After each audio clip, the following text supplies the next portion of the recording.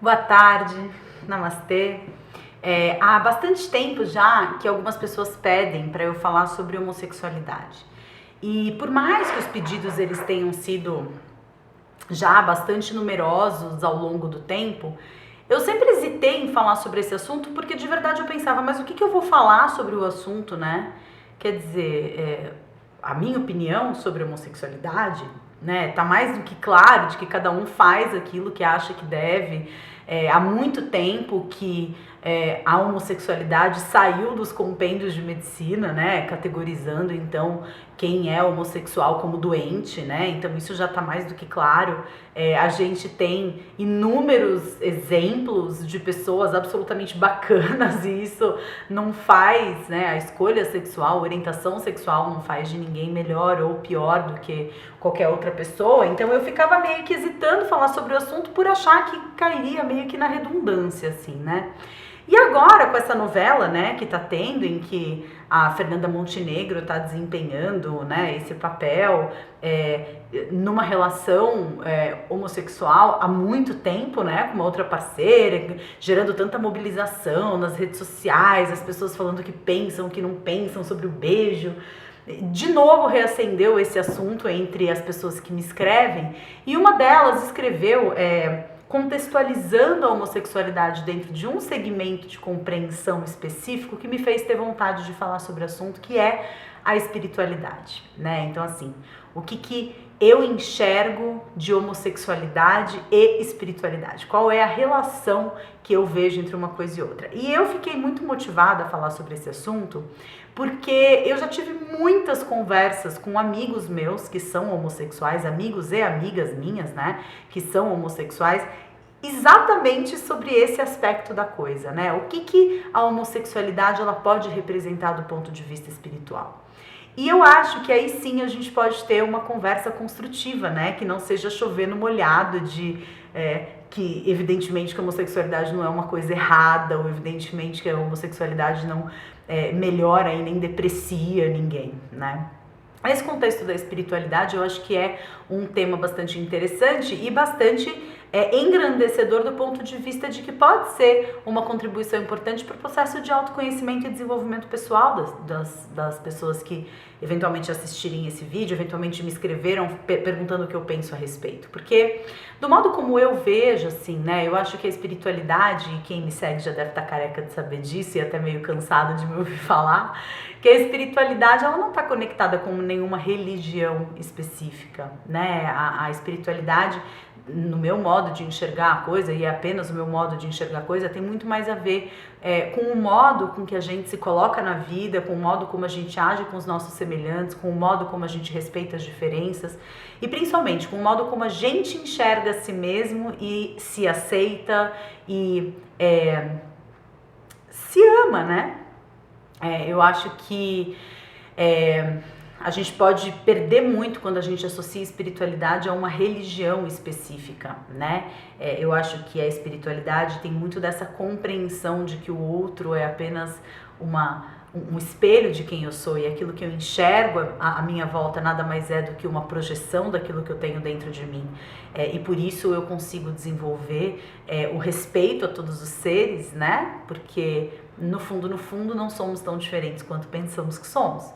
E aí quando a gente pensa especificamente na homossexualidade, né, quer dizer, que é o diferente, né, que é o diferente levando em consideração a norma, né, a gente pode se perder em julgamentos e a gente pode acabar sendo bastante tendencioso, pensando que eventualmente isso pode ser uma questão de moda, ou isso pode ser uma questão de pouca vergonha, ou isso pode ser uma questão, né? Eu vi isso muito em alguns comentários de postagens do Facebook, né? Quer dizer, mas num horário em que as crianças estão assistindo, né? E aí algumas pessoas falavam assim, não, mas não é pra criança estar assistindo novela das 8, né?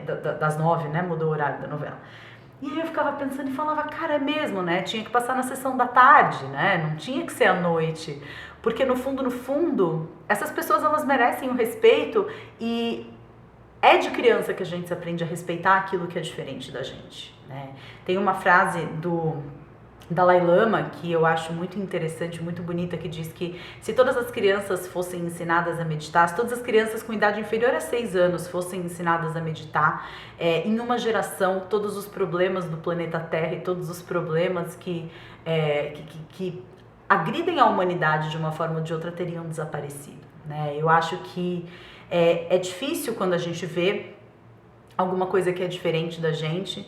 Eu acho que a gente está melhorando muito em termos de país, no sentido de amadurecimento social, no sentido de respeito mesmo, né, uns com os outros, mas eu morei fora um tempo, eu morei na China e eu convivi com pessoas de todos os países praticamente conhecidos do mundo e realmente é muito triste perceber como a mentalidade do brasileiro ainda é uma mentalidade, não é num juízo de valor de falar ultrapassada, sabe? Não é uma crítica, mas ultrapassada no sentido de que a gente ainda tá falando sobre coisas que já foram tão resolvidas em outras culturas, que já foram tão esclarecidas e dissolvidas, né? E a gente ainda tá nesse blá blá blá de se devia estar na novela das 8 ou não.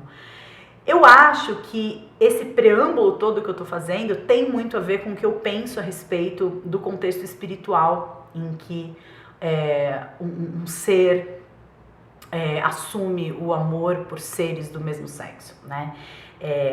Eu não sei se vocês assistiram, e se não assistiram, eu recomendo fortemente que assistam O Nosso Lar, né? Que é um filme do Chico Xavier, um filme do espírito André Luiz, né?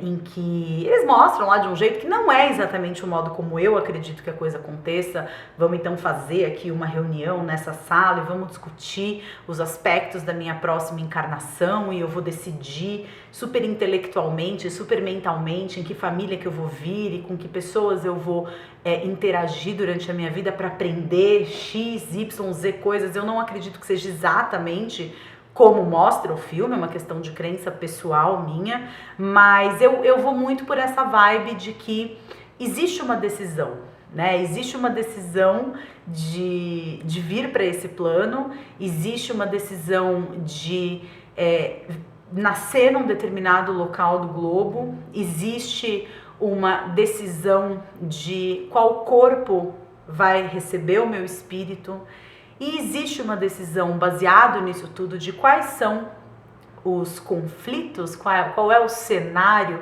em que eu vou desempenhar a minha vida neste planeta, neste tempo e espaço, nessa dimensão.